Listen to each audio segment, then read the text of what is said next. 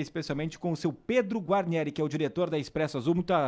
Muito obrigado pela sua presença mais uma vez aqui na Rádio Independente. Tudo bem? Boa tarde. Boa tarde, Ricardo. Boa tarde, Rita. Boa tarde. Ouvintes da Rádio Independente. É com satisfação que estamos aqui para transmitir aos usuários do sistema o que está acontecendo no setor de transportes coletivos. A começar por essa nova tarifa, esse reajuste que foi implantado com, mais uma vez, um subsídio até aumentado por parte da Prefeitura. Vocês sentiram já um reflexo no movimento? Teve reclamação dos usuários? Como é que está sendo esses primeiros 10 dias aí de nova tarifa, agora passando para quem paga ali R$5, mas para a empresa um representante aí a R$6? Na realidade, a tarifa ela estava a R$5 e a Prefeitura subsidiava com 50 centavos. Hoje ela passou para R$6 e a Prefeitura, através de uma lei aprovada pela Câmara, subsidia em R$1. Então, o custo pro passageiro é de R$5. Ele tem se comportado, digamos, normalmente. Os usuários têm absorvido, até porque hoje é o preço médio que está nas cidades do tamanho de Lajeado. O subsídio também, hoje, é praticamente em todas as cidades do país. O Estado, recentemente, também deu subsídio para os serviços metropolitanos, em torno de 87 milhões do Estado do Rio Grande do Sul, para poder ser mantido o serviço. E já se estuda um novo subsídio. É que, infelizmente, inicialmente com a pandemia, a queda de passageiros foi muito brusca em todo o sistema, principalmente em linhas urbanas, metropolitanas e linhas de interior, de curto percurso. Nessas linhas, eles chegaram a atingir uma redução de 90%. Então, 10% do faturamento, quando se tinha um custo de pessoal só de folha de 30%, faltaram só para o pessoal 20%. E não se cobria sequer o combustível. Passado esse primeiro momento da pandemia, e a gente pode dizer que hoje ela está não tão distante da normalidade, nós estamos enfrentando, desde o ano passado, o aumento dos combustíveis. Se nós tomarmos os valores que estavam no início do ano passado e hoje, ele já passa de 100% de aumento. Para ter uma noção, uma carga de diesel no ano passado era R$36 mil, hoje é R$92 mil. Totalmente inviável para o sistema de transporte coletivo. E por isso que praticamente todos os municípios estão aderindo em forma de subsídios. Subsídios esses que variam de um município para outro na formalidade. Alguns municípios estão dando gratuidade até no transporte, cidades menores, e o município está cobrindo com a totalidade do custo. Então, tem uma planilha que ela é nacional, que foi elaborada pelo GEIPOT, com base nela, tu tens os custos de cada município e os municípios, alguns têm absorvido a totalidade. Outros, como o custo, digamos, é elevado demais, têm feito esse subsídio parcialmente, que é o caso de Lajeado. Então, hoje nós temos um subsídio de R$1, só que a tarifa real seria bem superior aos 6 que estamos praticando. Seria quanto? Hoje ela está em torno de quase R$8 na planilha. Então, tu nota que tem uma defasagem muito grande. Aí a gente se pede, como é que o sistema está absorvendo? Na realidade, toda a receita que devia estar entrando para a empresa para fazer uma renovação de frota, fazer novos investimentos, na realidade nós estamos desde o início da pandemia não investindo, porque não tem esse dinheiro, não está entrando. Traduzindo em miúdos, está pagando as contas. Hoje estamos pagando as contas. Sobrevivendo. Combustível, pessoal... Não tem sobra. E alguns impostos, nem todos. E interfere de alguma forma também no próprio atendimento, eu digo, de linhas? Não, de na não, operação, isso na operação graças a não. Deus, até isso agora continua... não. No início, sim. No Sim, início, lá na pandemia, né, teve que diminuir um pouco das linhas. A operação era 50%, hoje ela está praticamente normalizada e a gente consegue fazer esse atendimento com os recursos que entram. Só que o que deveria vir para investimentos, para outras melhorias, a frota tem que ser renovada. Nós temos, em média, 10% de renovação por ano. Se nós olharmos esses 2 últimos anos que não teve, são 7 ônibus que deixaram de ser incorporados à frota e que viriam melhorar o sistema. Não tem investimento, mas pegando carona nessa pergunta da Rita, eu me lembro que recebia muitas vezes reclamações das linhas, né? De não passar aqui, não passar ali. E a gente, em algumas oportunidades, fez entrevista. Não tem mais chegado, de fato, essas reclamações. Agora normalizou, o senhor fala que está praticamente normalizado, significa 100%, 90%, tem algumas linhas ainda para serem instaladas, ou fez parte também daquele estudo inicial, porque era algo novo, né? Para a administração, para a Expresso Azul que estava chegando e ainda tinha pandemia. Na realidade, hoje nós estamos operando com 94%, 95% dos serviços. Alguns, a dificuldade é, por exemplo, tu vem pela Benjamin, eles acessavam uma parte do bairro e retornavam. Só que não tem lá dentro rua que tu consiga fazer manobra do veículo. E com o ônibus tu não pode estar dando ré em cima de uma pista, com o risco de ser atropelado uma criança, um idoso, enfim. Quem está, nesse momento, circulando por trás do veículo. Então, esses serviços, na realidade, não foram reiniciados por falta de condições temporárias de operação. Mas isso já foi encaminhado para a prefeitura, está sendo estudado e, dentro do possível, à medida que se consegue interligar um bairro com o outro, esses serviços vão sendo repostos.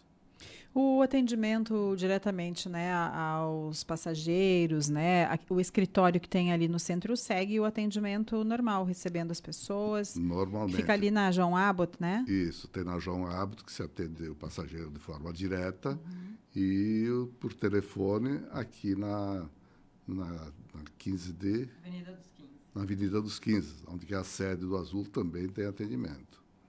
Mas o principal hoje, a procura até pela localização, é na João Abbott. Ali no finalzinho ou no início, né? Dá para se dizer que é no final, né? Porque o inicia lá embaixo. Ali no finalzinho à direita, né? Sim. Fica o escritório.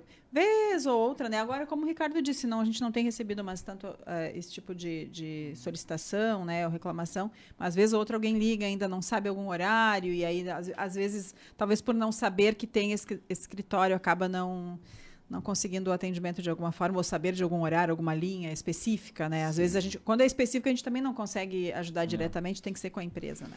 E na realidade, além da informação presencial lá no escritório, no site da empresa também estão todos os serviços, estão relacionados e pode ser... O site é o TIO, né? Isso, Tio Lajado. tiolajado.com.br. Eu estava fazendo um cálculo aqui, o reajuste da passagem que paga o usuário na verdade, passou de 4,50 para 5, né? 4,50 para 5. 11%. Segue Isso. mais ou menos a inflação. E que a empresa está recebendo, teve um reajuste era 5 e agora é 6, 20%. Né? Sendo que o ideal seria uns R$8 aí, então seria um valor bem maior, porque o diesel subiu quase 50% só esse ano, né? Só o diesel representa 30% da despesa hoje, mais de 30%. Até achei que fosse mais. O que é o restante, seu Pedro? Tu tem mais 35, quase 40 que é pessoal. Pessoal e encargos, né? Uhum. Então tem fundo de garantia, INSS no caso, férias.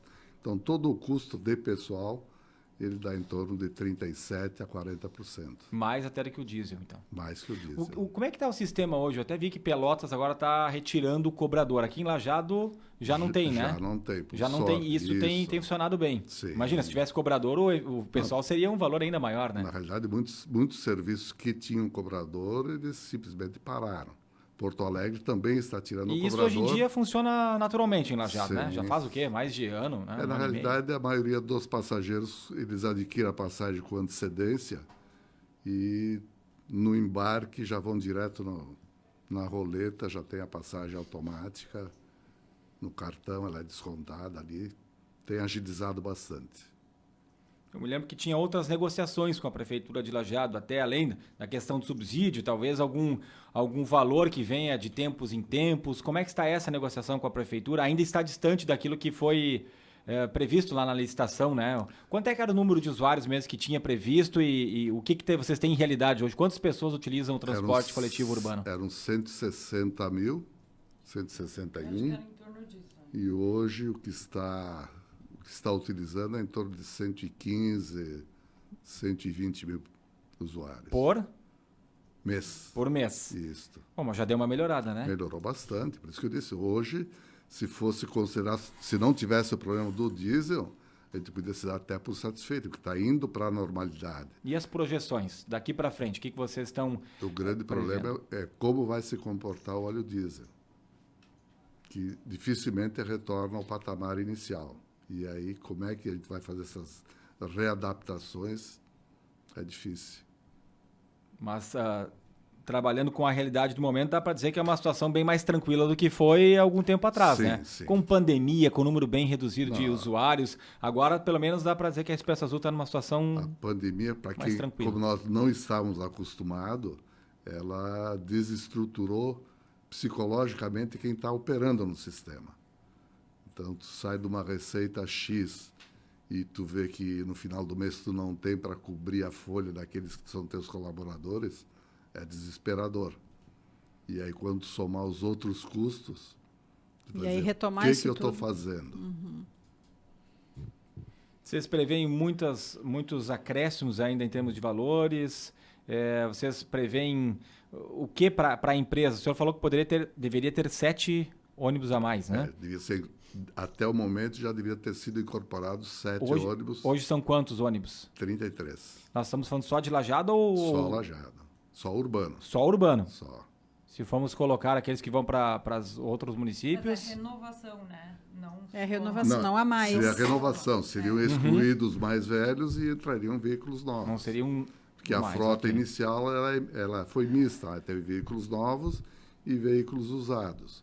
Então, a previsão com a depreciação do total da frota, hoje teria que ter tido uma receita que comportasse a aquisição de 7 ônibus para serem substituídos. Entendi. Então, E quantos entrariam- que circulam aí vão para Porto Alegre, para outros destinos? Mas tem mais 47. É a E esse maior também parte. normalizou esse tipo de... Não, aí tá pior Esse está ainda. pior. Esse hoje ainda opera com 50%. Não passou disso. O que? Dos usuários? Dos intermunicipais, sim, O número de passageiros está a 50% do que era? do que era. Pois é, e a pandemia ela já quase nos largou, ela está querendo voltar, mas... E como é que vocês estão prevendo? A gente vê até algumas mobilizações, a própria rodoviária de Estrela esteve para fechar, né? Não fosse a prefeitura e ali arcar, a gente está vendo outros municípios, né? A realidade de rodoviárias fechando. Como é que vocês estão vendo essa possibilidade aí do tráfego intermunicipal? São várias rodoviárias que foram desativadas. No intermunicipal, a rodoviária é essencial, porque ela é o ponto de ligação da empresa com o usuário. É lá que o usuário vai ter a informação. Tem horário, qual é o horário que vai ter, e hoje ele não tem. E nem Então, todo mundo está ligado, vai para o site. A pessoa vai à Isso, rodoviária ou tá- liga na rodoviária. ele né, está pra saber. habituado a ir num ponto X onde que ele vai receber a informação, principalmente o interior. E isso hoje tu não tem. E várias rodoviárias que estão operando de forma precária. Na realidade, estão operando com prejuízo. Então, isso é preocupante. E qual é o futuro? O que nós poderemos ter ali para frente? Com o fechamento de rodoviárias? Se não tiver auxílio governamental, sim. É a tendência. E as próprias rodoviárias que estão ativas, uma estrutura precária também, né? Vocês veem, no caso, foi Estado Estrela. Estrela, um município pujante, uma boa rodoviária, e, na realidade, ele tinha que tirar dinheiro do bolso dele para sustentar o serviço. E, assim como Estrela, são vários outros municípios. Ali na região de Arvorezinha, de Soledade, ali para cima, vários municípios tiveram a rodoviária desativada. E o passageiro, no caso, que está habituado a ter essa informação na rodoviária, na incerteza, o que ele faz? Eles se reúnem em grupos, 2, 3, eu tenho carro, vou de carro, mesmo que tenha risco de viagem, mesmo que tenha um custo maior, mas acabam indo porque tu tem um compromisso que tem que ser cumprido. E com isso, muitas vezes o ônibus vem com uma demanda bem menor que teria que ser. Ou seja, acaba inviabilizando o serviço. O senhor tem também a questão do Grupo Bento, né? Como é que está vendo a questão do transporte coletivo daqui para frente? O aplicativo que tem atrapalhado as pessoas que não querem mais esperar, querem pegar e sair a hora que querem? Foi a pandemia? E o que dá para prever? O transporte coletivo, ele seja dentro dos municípios ou até fora dos municípios, mas especialmente falando fora agora, ele tende a decrescer? Não sei quantas linhas tem hoje para Porto Alegre. Eu lembro que vocês tinham reduzido também, né? Era um dos carros chefes, né, do Expresso Azul. Hoje, 50% dos horários ainda estão desativados. E talvez não volte. Acredito que volte. A gente tem notado de janeiro para cá um crescimento lento, mas crescente. De quanto? Tem sido em torno de 3, 4 por mês, 5. Passageiros Lento, né? ou percentual? Não, percentual. Percentual. Em percentual. Bom, Então, aí já dá uns 20% esse ano. Eu não diria 20%, mas uns 15% sim. Isso já, inclusive, foi ampliado os serviços. Principalmente Já é uma boa notícia, né, seu Pedro? Principalmente final de semana, que tem uma demanda um pouco maior. Então, naquele período de sexta de tarde a segunda ao meio-dia, tem tido um aumento de horários. E isso, para nós, é gratificante. É a luz no fim da estrada. Eu ia dizer do túnel, mas não, no caso de você, da estrada mesmo, É da né? estrada mesmo. Seu Pedro Guarneri, algum último recado aí que gostaria de passar para a nossa audiência, seja do transporte dentro do município ou até mesmo de fora? Nós nos colocamos à disposição de vocês, sempre que tiverem algum esclarecimento que precisa ser transmitido, e aos usuários também, sempre que tiverem dúvidas, liguem para a empresa, que serão informados, e esperamos voltar à normalidade num breve espaço possível. Ainda em 2022, será? Acredito que sim. Olha aí. Esperança É o otimismo, última tem que aqui. ser, né? Tá bom, muito obrigado, seu Pedro. Obrigado a vocês. Pedro Guarnieri, ele que é o diretor da Expresso Azul, agradecer também a Alessandra Glufke, assessora jurídica que também está aqui dentro do nosso estúdio, Lauro Matias Miller, na sede do Grupo Independente. Agora faltando 16 minutos para as 4 da tarde, 19 graus e 8 décimos é a temperatura, intervalo, já voltamos.